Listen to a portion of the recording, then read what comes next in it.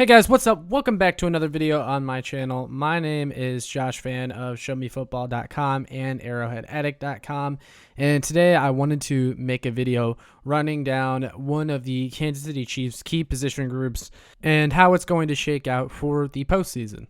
Obviously, that position group, as you know by the title and thumbnail, is the running backs. I believe the Kansas City Chiefs running back room has been one of the most difficult to gauge and one of the most difficult to predict all season long. At the beginning of the year, Clyde Edwards-Helaire was pretty much thrusted into the RB1 role. However, and some of it has to do with injuries, he hasn't really put up RB1 type numbers. Then you got Darrell Williams, who has 1,000 scrimmage yards on the year. And then there were games where Derek Gore looked really good. And then against the Broncos, we got to see Jerick McKinnon, what he can do with the bulk of the touches. So it's kind of been all over the place all season long. And you would definitely say it's been more running back by committee, even though in certain games or in certain stretches, they would definitely feed one guy in particular. It's still been a running back by committee approach for the entirety of the season. I do want to mention this, though, before anything else, that Clyde Edwards-Helaire is still technically hurt right now. He was injured in the Steelers game, didn't play against the Bengals, didn't play against Denver, and then he was back at practice yesterday. However, when I'm recording this, 1/13/22, he was not at practice today. So I guess there has been a setback somewhere with his injury. So it looks like they could be without him for the Steelers playoff game. And I'll say this. You guys know how I feel about Clyde. Everyone's pretty opinionated on him. That's fine and all. But bottom line, I just don't think Clyde has shown to be so much better than the other backs on roster that we should worry whether or not he's going to be in the lineup for the game. I don't know. He just doesn't have that kind of effect for me. I think the Chiefs will be fine without Clyde for a playoff game, especially against the Steelers. Once they go up against some better competition, it'll be nice to have him back in the room because, I mean, even though I've been critical of him, Clyde, as well as all the other running backs, they all have a little bit of something to give, which is why I think they need to split the carries evenly among them because I think they all complement each other well. It's a nice mix of running backs to have.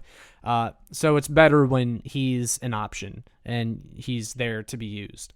But assuming Clyde won't play against the Steelers, because that's kind of what it's looking like. Maybe I'm wrong. I don't know. Darrell's obviously going to be your running back one. But it's the playoffs, so I would almost like the Chiefs to do something a little bit different or throw teams off a little bit. So Jerick McKinnon came off IR, played against the Broncos, looked pretty good. And Jerick McKinnon hasn't really been a factor all season long, even though I said at the beginning of the season when they signed him that he is someone that would be perfect on third down. He's perfect in the red zone. I think he's got some juice, and he can do a lot of the little things well, and he just does some things that other Chiefs running backs can't do, like that spin move and barreling into the end zone against the Broncos for his first touchdown of the season. Like, no other Chiefs running back is doing that. I'll admit, I kind of forgot about Jerick McKinnon at times. I thought when he went on IR, his time as a Chief was all but over. I thought maybe they would just stash him on there for the rest of the year because they figured, they hadn't used him that much anyway. What's the point in wasting a roster spot on him? Could just stash him on IR. But no, they brought him back, and he got some extensive run in the Broncos game, and I really liked it. I was glad to see him back and active. But with Jerick McKinnon in that mix now, I'm almost afraid there's going to be an odd man out. And even though I've been riding the Derek Gore hype train, I feel like Derek Gore could be the odd man out if Clyde comes back at any point. Because the Chiefs, they've gone 3 deep at running back sometimes, but, usually the third or fourth guy isn't getting more than a couple carries. Like I said, it's been really odd usage among a lot of the running backs. Very difficult to gauge, very difficult to predict. But if I were Andy Reid and the coaching staff, here's what I would do. I would split them evenly, but if a hot hand emerges and they're doing really good, and it's late in the game and you need a score or something, you got to go with the hot hand, like you just do.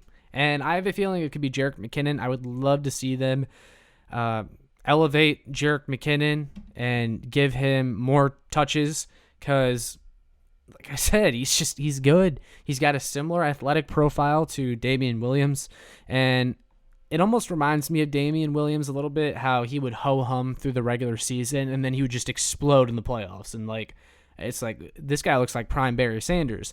Now, I feel like that's maybe a little bit of wishful thinking with Jerick McKinnon, because I say Damian Williams ho-hummed through the regular season. He did a little bit, but he still had, like, 700 yards from scrimmage in 2019 before the playoffs. Like, he wasn't doing nothing. Jerick McKinnon hasn't really done anything. I mean, before the Broncos game, he had like 6 carries on the year. Like, that is nothing. And I'm not sure why he never seemed to earn the staff's trust or never got more carries. He's explosive with the ball in his hand. He's the type of running back that Chiefs should be using on zone runs and wide runs. He can actually bounce outside and cover some ground.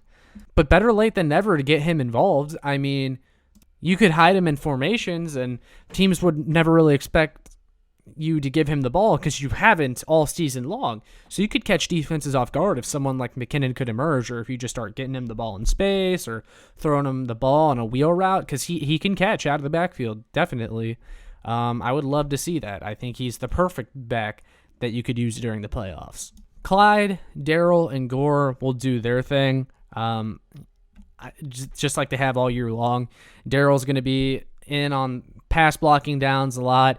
He's still going to be one of your main receiving backs, and then he'll get his runs up the middle and stuff like that, where he hits the hole hard and gets as many yards as he can, short yardage, that kind of thing. Darrell's going to do Darrell. Clyde's going to do Clyde. Gore will get a couple of touches.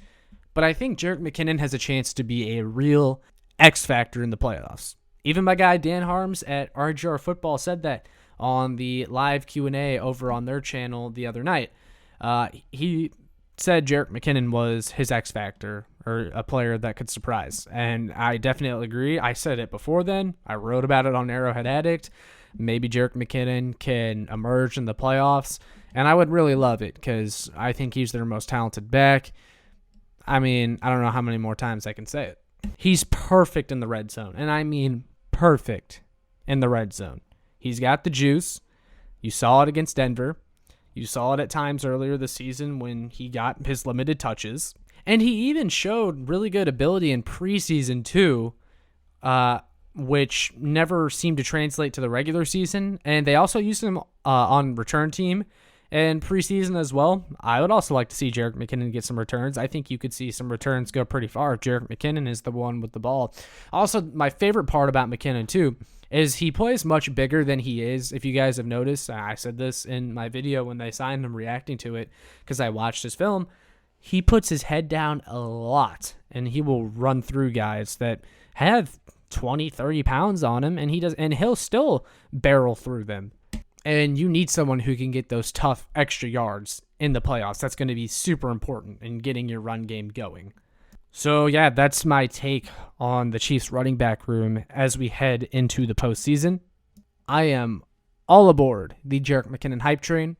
Hopefully you guys are too, but let me know your thoughts in the comments. What do you make of the Chiefs running back room as we head into the playoffs, and how do you think the touches will be distributed? Let me know. All that being said, though, make sure you like, share, and subscribe so more Chiefs fans can find this.